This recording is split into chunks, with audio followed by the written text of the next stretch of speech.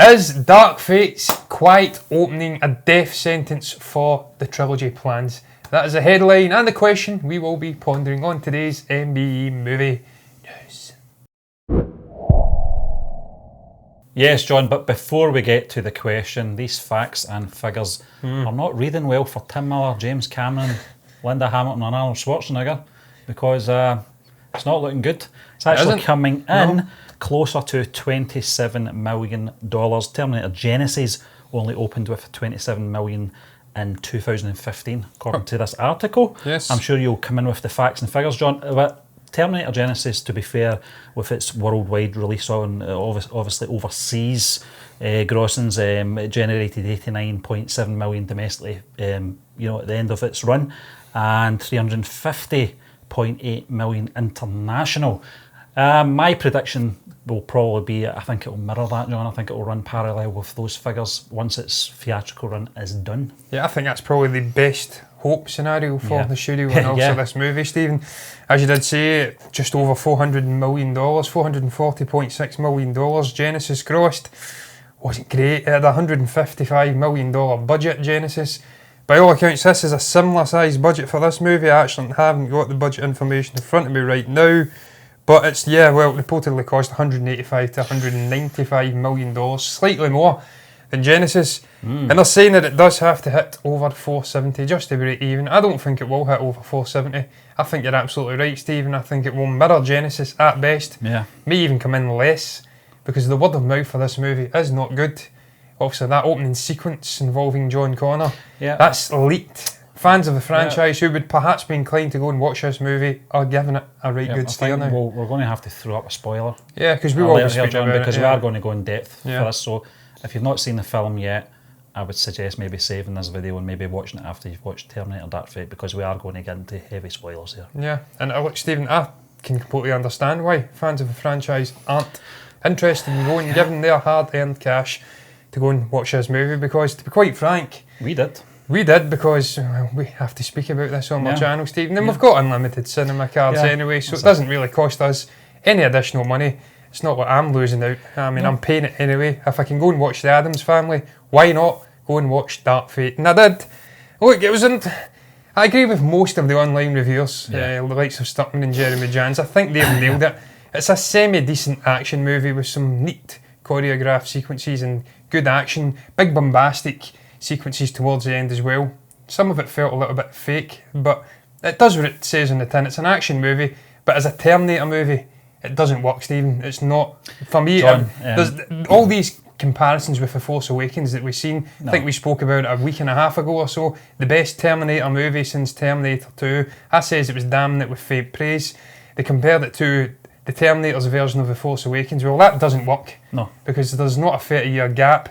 It's not an established and then finished story like we had in Star Wars. 2 arcs of 2 trilogies, a start, a beginning and an end. And then you were tacking this on with new characters, a new journey. This isn't the same here. The story was never ever completed. You had 2 movies and then that was it. It's just been a jumbled mess of time travel. The story was completed, John. The story was completed after Terminator 2. But I'm talking about the actual franchise moving after that. It's just a jumbled mess. This is the thing. Someone did say that. I can't remember who it was on YouTube, on their channel, saying that it should never have been a franchise to begin with. No. And I've got to agree with that. The first Terminator film, now this is just my take on it, John, my experience of that film the first time I saw that back in probably the mid-80s it would have been. It was a horror film, first and foremost. That was the experience I got from it. With horror elements, very low budget, sort of sci-fi elements as well in there.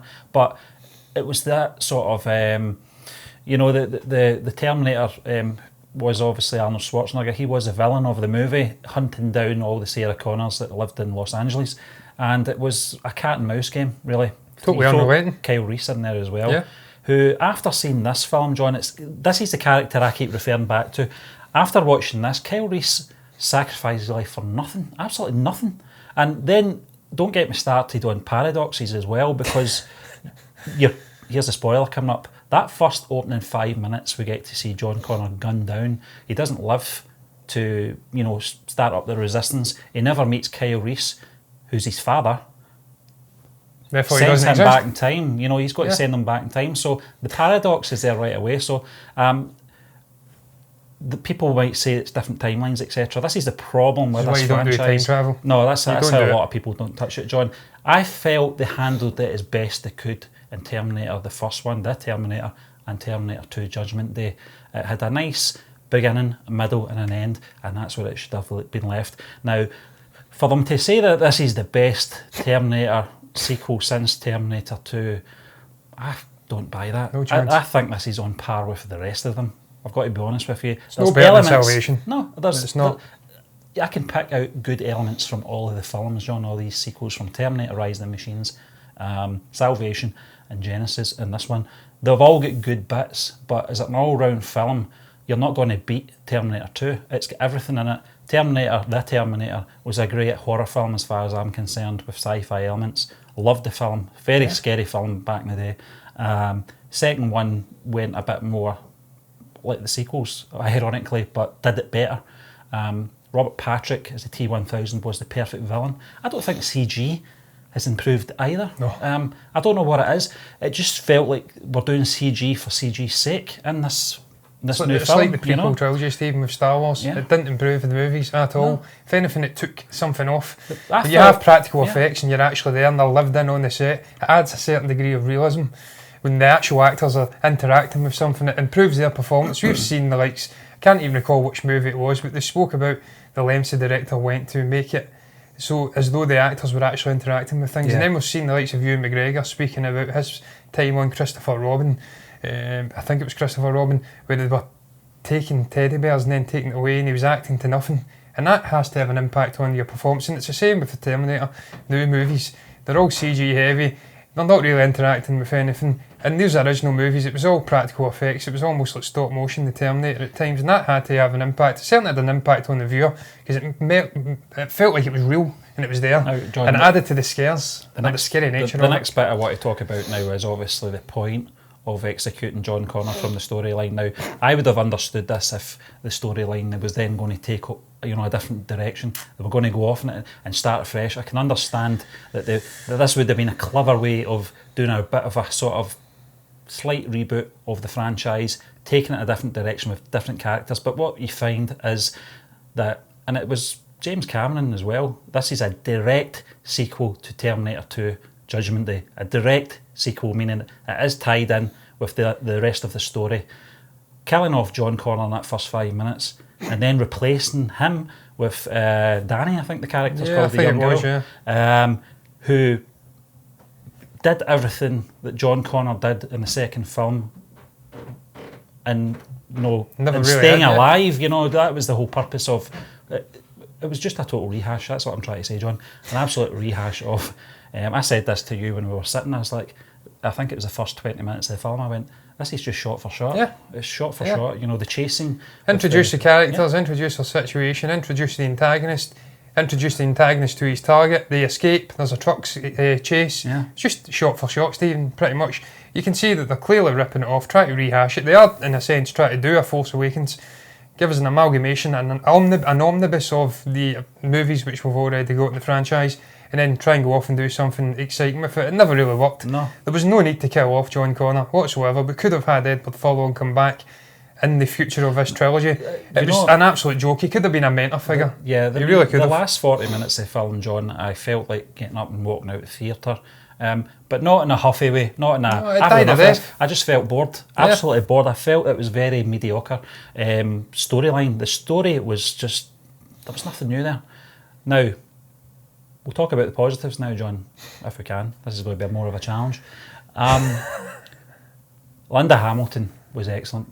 She was excellent, I've got to say that. A lot of people, before I went into this, I read a lot of people saying she's doing a caricature version of Sarah Connor. I didn't feel that. Maybe at the start with the I'll be back, but I got over that pretty quickly because it was thrown into the two trailers we saw. And I think that's probably deliberate, so people were prepared for that line. That scene in the forest, John, after she'd met Carl, where she stormed away, that was heartbreaking. About the photograph. She never had a photograph of John, couldn't remember his face. So that was I did feel for the character, but there was some funny lines in there from her as well, especially when she was directing them to Arnie. Just straight out F-words, F-bombs, you know. And I did laugh at that. I'm not referring to you. Yeah. Paraphrasing this, Carol. Yeah, exactly. I'm not. So, I think I'm not effing calling you that or something like that. Exactly. You know, and don't speak of his name, referring to John. But I thought she was excellent. I did. She was. The actress who plays Grace, Mackenzie Davis. Yes.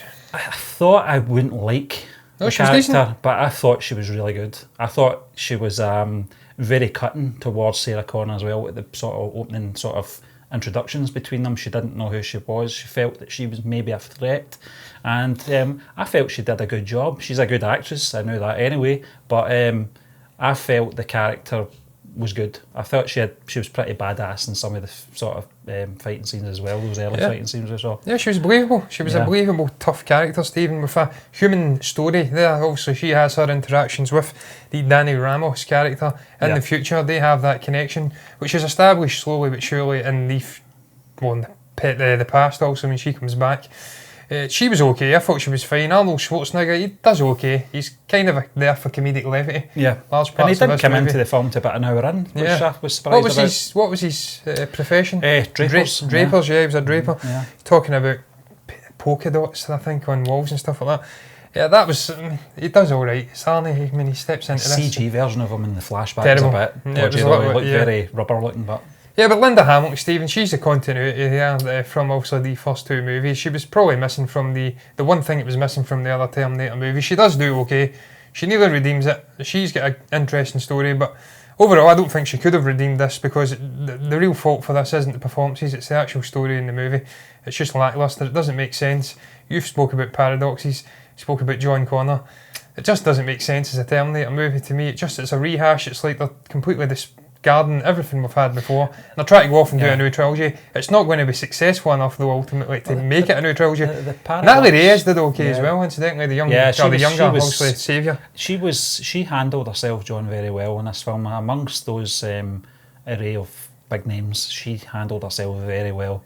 I think she's going to be in a few good films in the future, John, because Stephen, she did.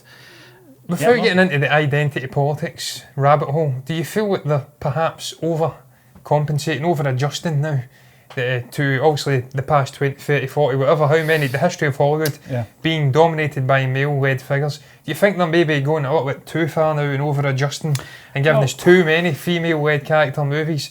Or do you think they've got the balance right in this story? Because I feel that, I thought that's another thing I really enjoyed. I thought Gabriel Luna, I thought he was a fantastic antagonist. John, I thought that's what you were going to ask me. From his trailers, or from the trailers for this movie, I felt he was a bit underwhelming. He was a little bit too baby-faced to be an imposing Terminator character. But you felt, I says to you, like Robert Patrick on steroids. It was like the T-1000 on steroids. I thought he was okay, but I think myself, I even though I enjoyed the performances of Linda Hamilton, Mackenzie Davis and Natalie Reyes, I feel like this is something Hollywood's doing too much now. They're over-adjusting and they're going too much with female-led characters. I don't mind, There's nothing wrong with the quality, but you need to realise your demographics. John, I don't mind it at all. I don't mind if everyone in the film was one sex. It wouldn't bother me. It's when you're hating on the other sex, I don't like. You got it in Dark Phoenix. Is that what it's called? I can't remember. It was that memorable.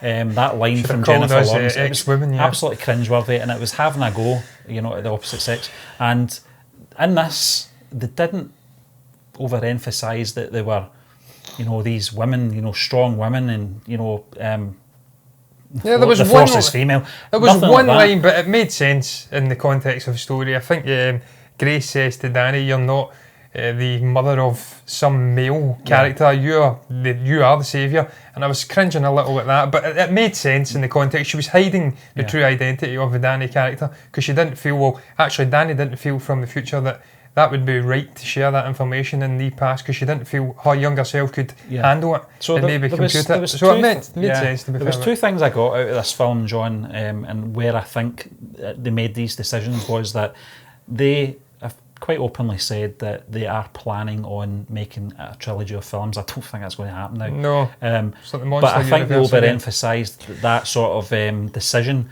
on making everything in the first 5-10 minutes of the film non-existent because we're moving on to a new part of the franchise, which I would have understood and respected if they just did a reboot from the kickoff and don't bother having Schwarzenegger, don't have Hamilton back, but they needed them back.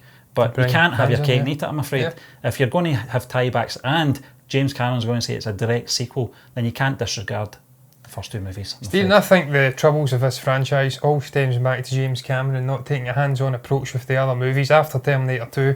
He's never. I don't think he's directed a movie since Terminator 2. No. And that is really where the trouble starts, when the creator himself walks away. I don't think he wants to, John. Yeah, because as you say, Stephen, there is no need. No. It could have been a great duology of movies. There is no need to expand every single movie out into a franchise. This is a prime example of just keeping it simple and not doing anything else with it. We've seen it with Back to the Future, Bob Zemeckis, Bob Gale. No interest in creating other movies because they know what they've got in those 3 movies is magic and it can't be replicated into a new timeline, a new era. No. So you have to sometimes just keep what you've got and then stop trying to overemphasise and expand it out. Yeah.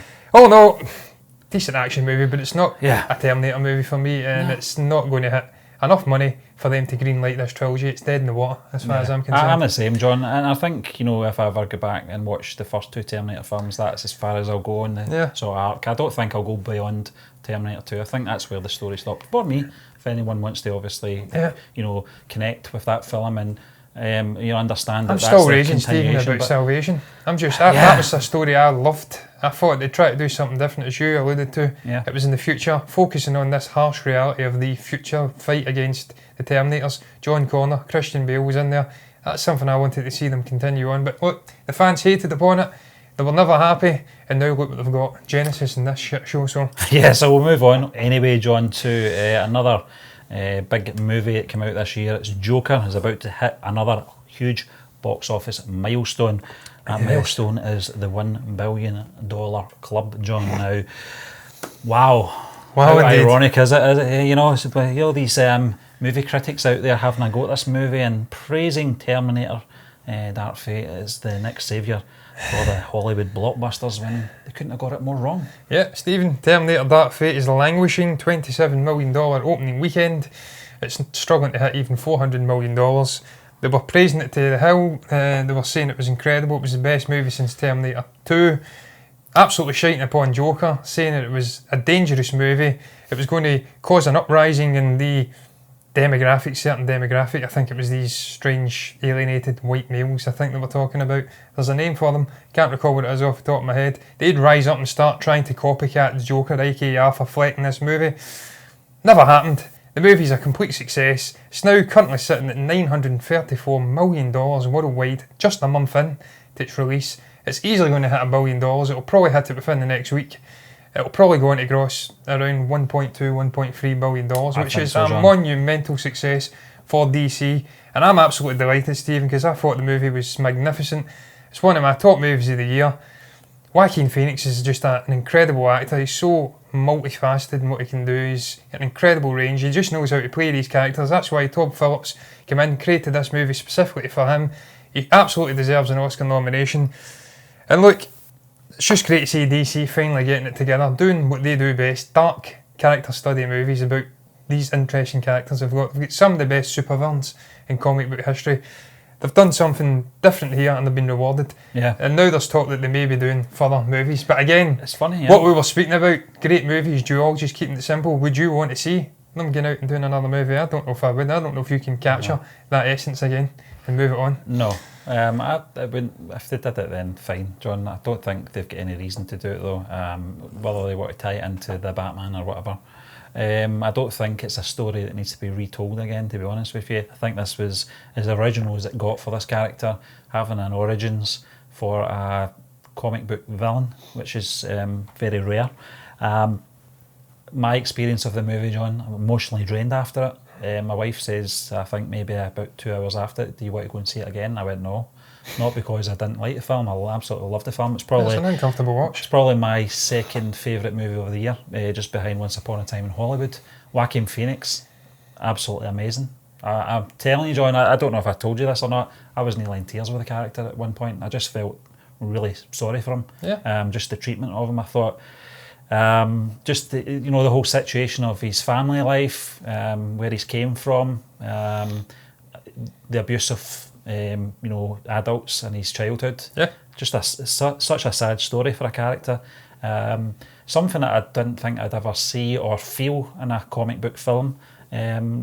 Obviously, from that point of view, did get that emotional, obviously, with Logan, but he's the hero, he's the good guy. Yeah. Not with a villain, John. I never felt I would feel any empathy for a villain, and you don't get any sort of bigger villain than the Joker. No, and look, with Logan, Stephen, that was the end of the story.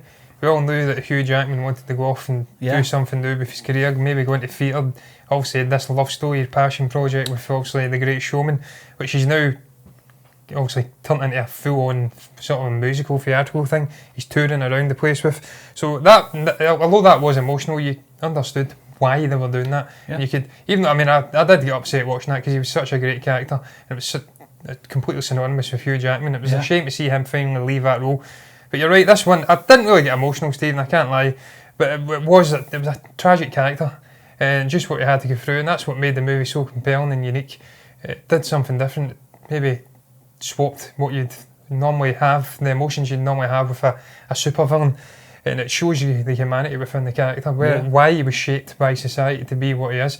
Not everybody is born evil. That's not the way the world works. It's not black and white. With partisan politics and tribalistic politics in today's generation, there's this tendency to view things from white and black and white, binary. It's not like that in the world. It's actually grey. Things can happen and shape people to be bad people. And that's exactly what they're exploring here. It's very Scorsese-esque, and obviously Martin Scorsese was involved, so obvious. Obviously, what the hell's the word? I can't even think of the word, but it was obviously inspired, that's the word, by the King of Comedy and Taxi Driver. Yeah. But all in all, I enjoyed it. I'm glad to see it's nearly hitting $1 billion. I hope it goes on to be even more of a success, and this encourages DC to explore these darker stories and characters that they have, and maybe they don't have to feel compelled to go and follow Marvel in every single thing they do. These light, airy, similar comedic tones that they go for in the MCU. Do your own thing, and when you do it, this is what happens. You gross mega bucks. You can also do light stories as well. We have seen it with Shazam. Wasn't as much a success, but all in all, I loved it. Glad it's a success, and I hope not Scorsese. Hope he does get a Todd Phillips. I hope no. I was talking about Joaquin Phoenix. Todd Phillips may get nominated as well. He probably deserves to. Hope Scorsese does get a nomination and probably win for The Irishman. Really look forward to that one, incidentally. But Joaquin Phoenix deserves to win the best actor this year. I would say it's so, his time. Yeah. But look, Stephen, I've not much more to add. I'm going to move on to the box office segment of the show on that note. This is obviously for the weekend of, if I can get it, October 25th to 27th, 2019. As always, we are a week behind. Stephen, what the hell have we got in at number one this week? Coming in at number one this week, John, it's just a film we spoke about. It's Joker in its fourth week. It's grossed £4.4 million over the weekend, £60 million overall. £60 million overall, Stephen, is remarkable for this movie, and it's just a remarkable story overall, as I did say. $934 million worldwide. We did speak about it quite at length there. Well, it wasn't hugely at length, it was probably about 3-4 minutes, but it's a remarkable performance for Todd Phillips and Joaquin Phoenix and Warner Brothers and DC, and hopefully it continues on doing what it's doing. I don't know if it'll be knocked off number one anytime soon. Maybe Dr. Sleep will come in and spoil the party, but I doubt it. I doubt it as well, John. I'm looking forward to seeing that film as well. So we'll move on to number two this week. It's Terminator Dark Fate, the other film we were just talking about. In its first week, it's grossed £3.7 million overall. Yeah, it's not good, Stephen. It's rubbish. We did say it's not doing that great.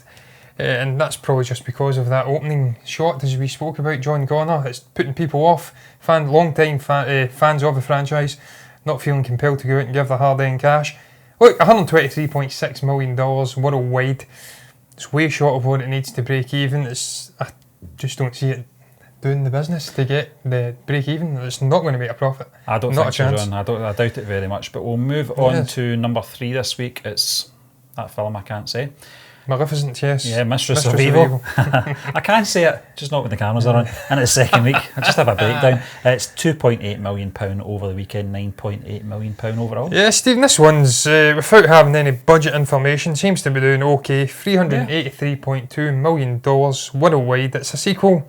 Usually you have diminishing returns. I have no way of comparing it to its original release to see how it's comparing in terms of performance. But look, it's doing okay. I think that's probably just fans of the original, Walt Disney fans in general coming in, and maybe Angelina Jolie fans coming in there. I think Michelle there's a few Pfeiffer as well, Michelle Pfeiffer. There's a few people in there, but I've never seen the original. I'm not going to go and see this one. It's not for me. I'm not the demographic. But look, 34.8% drop.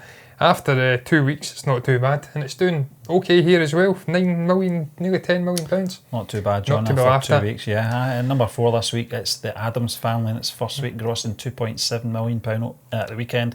£4.2 million overall. Yeah, this must have had a couple of early... It must have opened the midweek, and then that's bolstered its opening performance. Stephen, I went and seen this one because I'm a fan of the Addams Family. I remember the early 90s one with obviously Christopher Lloyd and Raul Julia. This one is not a patch on that. It's a very different story though. It's animated. I have to say the animation's pretty damn cool. There was a couple of good performances in there. Some laughs, but it's not really again for me. But I did go and watch it because I'm an Addams Family fan. Story was just lacklustre. It was there, and that was it. We've seen it a million times before.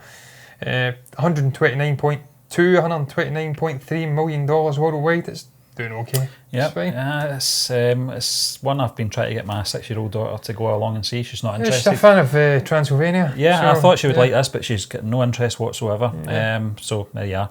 I did see the original movie back in '91 though. Magic. The one with Christopher Lloyd. I still love it. Yeah. We'll move on though, John, to number 5 this week. It's Shaun the Sheep movie. It's Farmegeddon in its second week. It's cost £1.3 million over the weekend, £4.3 million. It's still saying dollars here, by the way, overall. Yeah, and it's grossed 17.6, just under $17.65 million worldwide. I don't imagine this has a wide release internationally. I think it'll probably just be here in the States, I would imagine. But look, I've not had a chance to go and see it. As I did say, I'm a big fan of Wallace and Gromit. Growing up, I was a massive fan. I had the toy Shaun the Sheep when I was a little guy. Love stop motion. I don't know if this actually is still stop motion. I would imagine it would be. I would say so, John, if it's the same studio. And I probably will give it a bash at some point. I need to probably get my skates on though. It's dropped 20.3% already. That's not too bad if I drop in its second week. Good to see it's doing well because it's a dying art. I love seeing these movies doing very, very well. It's a shame Missing Link didn't do quite so well. The great Leica Studios. But no, I'll check what the critics are saying. And if they're saying it's got a decent story that will maybe drag me in, then I'll go and give it a bash because I know visually it'll be remarkable. Yeah, coming in at number 6, John, it's the third animated film in a row we're talking about here. It's in its third week, grossing £1 million over the weekend, £7.2 million overall. Yeah, it's Abominable. This is the Universal one. I didn't say that, did I? No, I've not got a clue what this is about, Stephen. It seems to me that we have Yeti movies just coming out of everywhere. They're breeding animated Yeti movies. $160 million nearly worldwide. It's doing okay. DreamWorks, DreamWorks. I don't know what the budget is. Perhaps it isn't doing okay. Box Office Mojo have changed their layout. They don't give us budget information now. So damn you to hell, you're killing me. You're eviscerating me here. I don't know what the hell is going on performance-wise. But look, hopefully it's a success. I'm not getting any reason to hate on it. So. No. Okay, fair enough. Number 7 this week, John, is Zombieland Double Tap in its second week. It's grossing £900,000 over the weekend, £3.4 million overall. Very disappointing, Stephen. I finally went and gave this one a bash as well. It's just essentially Zombieland, really, Stephen, with a slightly crappier story. Yeah, very funny movie though. Yeah, it's got all those things that you love. There's little visuals popping up. Woody Harrelson's incredible. Jesse Eisenberg's incredible. It's just, I mean, it is what it is. We spoke about it. Familiarity. That's what it has. Yeah. And just spades. It's okay. $87.1 million worldwide though. It's not doing great. No. I don't think that's even going to break even. Again, no budget information to base that on, but that isn't a great performance. And it's a real shame. They were speaking about this over in the States. I think it was Collider Live or one of the other channels I was watching. Yeah. And their consensus was it seemed to have flew under the radar. Not flung, it's been flung under the radar. It flew under the radar. And that's over in the States. And it seems to be the case here as well. And it's a shame because it's not that bad a movie. It's pretty damn decent. It's funny. And it's what you'd expect in the end credit scenes with Bill Murray. Just remarkable, man. I can't wait to see that.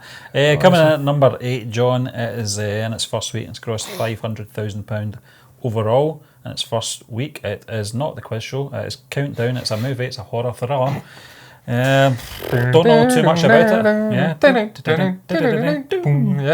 Probably better with Countdown, the quiz show, Stephen. I've not heard of this either. No. It's SDX Entertainment. I don't know who the hell they are. Maybe it's Sony. I don't know. I don't think it is. I'd probably say Sony if it was. $21.5 million worldwide. This is one of these movies that strikes me as having maybe a $5 million budget. Yeah. It's just scraping the bottom of the barrel in terms of budget. They fling it out there. It's probably set in a room with a cast of people I've never heard of. It could be my auntie's dog or whatever. Yeah. And it just grosses ridiculous money. Tell you what though, the poster, very alluring. So that's all I've got to add. I've not seen it. No. Never even heard of it. No.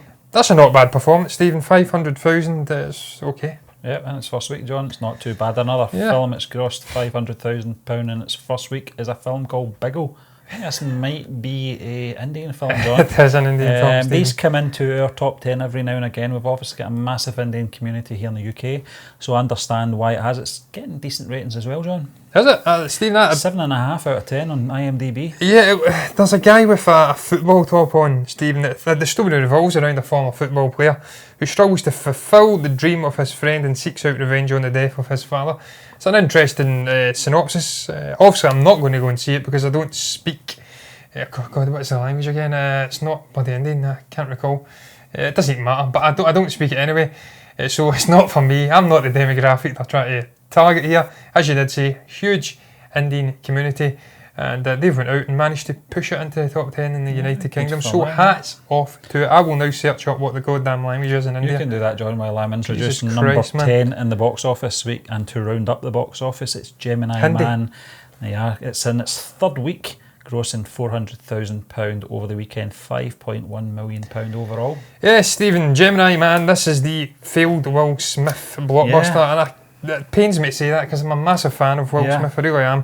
In this movie, we reacted to 2 trailers, I think, and I think the consensus, Stephen, at the time was that the CGI was a bit iffy. It was like they're using these de-aging technologies all the time in movies now. Sometimes it's not necessary. Other times, perhaps, when it revolves around a story like this, it probably is. But the technology isn't at that level. No. Where you can have it for nearly a full movie and have it not be jarring. And this seems to be the case with this. It's not that, and the fact that it's just probably a bland action story and it's just not attracting people out.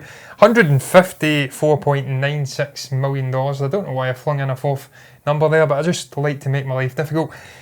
Now, and it's okay. I don't think it's breaking it even. It's probably flopped hard. That's what it is. I don't think Will Smith will be caring. He'll just come back with another movie, probably an Aladdin sequel.